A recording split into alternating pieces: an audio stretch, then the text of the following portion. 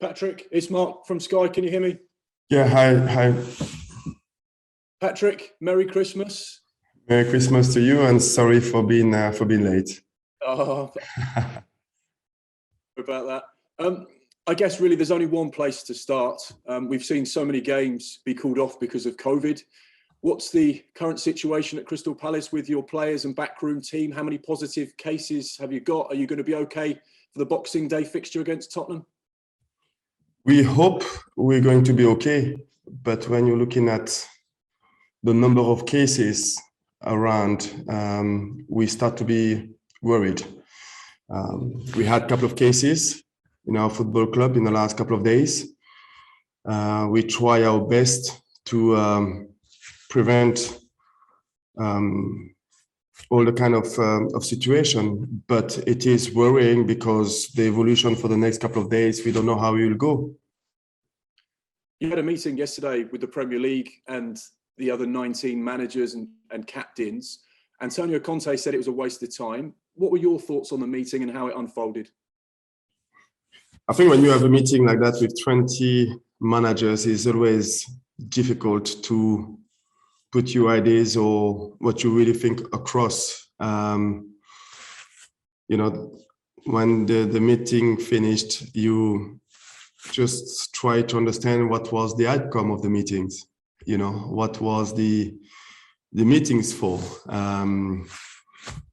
I still didn't understand what was the conclusion from that meeting.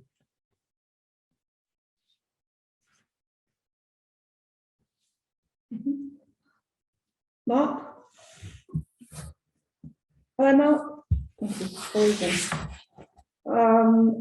We'll move on to James Cooper from PLP in the meantime, please. Hiya, Patrick. Happy Christmas. Happy Christmas to you. It's a big and a busy Christmas period for you. I know it's 3 games in 7 days, which no manager would want, but does it help that one of those is in London and you have 2 home games as well? Yeah, it's a busy period, but it's a festive period, and I think this is part of the countries. I used to love playing during this period, and we knew that it will be challenging, and we had to prepare ourselves the best way. But obviously, with the COVID situation, it makes things more difficult, more challenging. You got your first win as Crystal Palace manager against Tottenham Hotspur. That was 3 months ago. I just wonder how much you've learnt in your position in the last 3 months. Yeah, it's really competitive league. I learn every day about my players, and when you are in a difficult situation where you don't win for 3 games, and how we will respond, the players' concentration, determination to bounce back. I think in every situation I learn more about the players' ability to face difficulties, and this is what I believe I learned from those last couple of months. Tottenham is always a tough place to go for Crystal Palace. I think it's 1 Premier League win at Tottenham. Is that the sort of record that motivates you, that challenges you, rather than it's something to be scared of, if you like? No, I think, it's, like you said, a really difficult place to go. The atmosphere, the players' energy when they play at home, it's really, really good. We know what to expect. So what is important for us is to play with courage, with confidence and belief, and to give ourselves the best chance to get the result. We know it's going to be difficult, but we can make it as well difficult for them. Just a final one from me. I know you've not got many injuries, apart from COVID, of course. Is James McArthur back in the picture? No, he's still injured. Thank you very much. Good luck. Thank you. Okay, we'll go to Alex Howe, BBC Sports. Hi, Patrick. Just on fitness and everything, and is there any other injuries other than COVID you can tell us about? No, we have players who did not training in the last couple of days, so injuries-wise, there's not a big worry but we have to see how those players will carry on the next couple of days. And recently, there's been a lot of talk about player welfare, especially at this time of year with fixtures in COVID. Just wondered what your thoughts on that is. Does more need to be done to protect players? I'm not worried about the players' welfare regarding the games during this period, because it's been like that for years and years. What I'm worried about is the players' welfare regarding the COVID.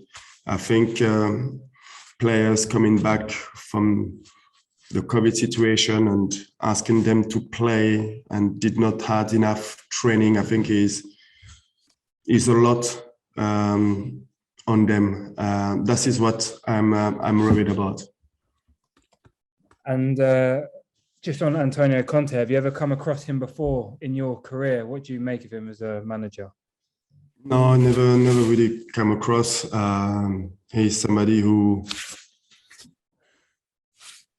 feel passionate about the game. He's got this Italian passion for living the game, and he's been really successful in every club that he went to. So it would be a pleasure to meet him. Perfect. Thank you and good luck. Thank you. George Sessions, PA. Hi, Patrick. I think the club announced yesterday, or maybe it was Wednesday, that Zaha had been selected in the Ivory Coast squad. I wondered, had you spoke to him, because he obviously didn't go link up with them last time, but you was pretty confident that he would be part of the team for the African Cup of Nations. Yeah, I'm not surprised that those players been selected for the African Cup of Nations, and we knew it, and I'm not surprised that he's been selected. And Pep Guardiola said yesterday about kind of the players potentially striking over the fixtures. I mean, I know the fixtures have always been like this over Christmas, but when you chuck in COVID and the amount of extra international games they're now playing, he was saying that a player's strike could be, one of the only ways really to kind of draw some serious attention to it. Would they have legitimate reasons to do that, do you think, the players, given everything happening at the minute? I don't know if they will be right to do it. The only things that I can tell you is that I am against this kind of strike. I think what is really important at the moment is the voice of players or managers should be hearing a little bit more. And just finally from me, I know you're very keen to sort of keep the playing side of things away from your management side, but going back to Tottenham, are you sort of expecting a few boos maybe there on Boxing Day, or you think they'll forget your Arsenal days as well? I'm expecting more than just a couple of boos, yeah. Thanks, Patrick. Merry Christmas. Thank you. Thank you. We're going to Ian Abraham's Talk Sports. Hi, Patrick. Merry Christmas. Merry Christmas, Ian. I want to go back to the COVID meeting from yesterday. I mean, was it almost a fait accompli when you lot showed up and what had been decided on Monday, you were going to play on and that's it? I mean, what was the point of yesterday's meeting? I don't know if I'm the right person to answer that question, because I still don't understand what was the point of the meeting yesterday. So I think it was maybe informal, but I can't answer that question. I mean, are you happy to play on? Because, I mean, I was speaking to Rafa Benitez yesterday, who was outlining how his players have got COVID and injuries, and lo and behold, 24 hours later, their game is called off. I mean, are you happy to play on with 3 games in this round of fixtures already being called off? I think it's just about try to really understand the guidance of the rules about why we play or why we don't play, why this team should play and not this team. I think we need to understand more why those games has been cancelled. I think, yes, we understand that there is the COVID situation and some clubs with been hit by the COVID situation plus the injuries. But I think in every situation, in every club is different. But I think there is not a clear guidance or rules about why those games have been cancelled. I think we may need to have more information about what's going on, because you will have teams will play 3 games and some other ones will not play. So I think all the situation is not clear enough. In terms of when you were a player, did you enjoy playing over Christmas? Because all I've heard from managers in the last week is it's impossible to play 3 games in a week. And although they keep saying it's tradition in this country, I do get the impression that a lot of managers are unhappy about having their players play so often. And you've gone through it as a player. Yeah, but I think managers maybe complain because of the COVID situation. I think, it's not the first time that there's 3 games in this kind of festive period. I think when you play those 3 games and you have numbers of COVID, obviously he make it more difficult to compete.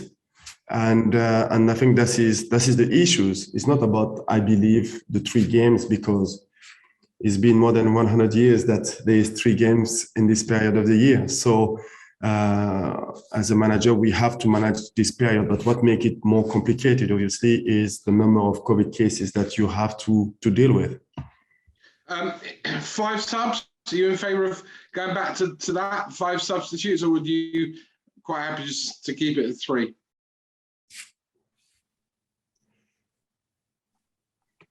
I think 5 substitution regarding the period that we are at the moment can be the right answer for us as a manager. But again, you have to look in at the way. I don't think that will be fair for the top 5 teams and the rest of us. So it's always any decision that you will make, you always have people who will be for and people will be against. But me personally,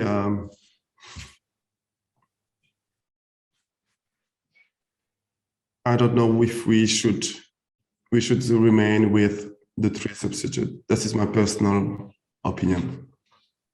I was going to say, finally, you've already touched on Wilfried Zaha going to the African nations with Ivory Coast. Obviously, Ayew is going to be going as well. As somebody who was born in Senegal, how important is the African Nations Cup? And because obviously we're going to get managers now losing players, and I'm happy about that in January with both safety side of things and also the fact that they're going to play more games. I respect and I understand the passion and the importance of those players to go and to represent the country, the nation.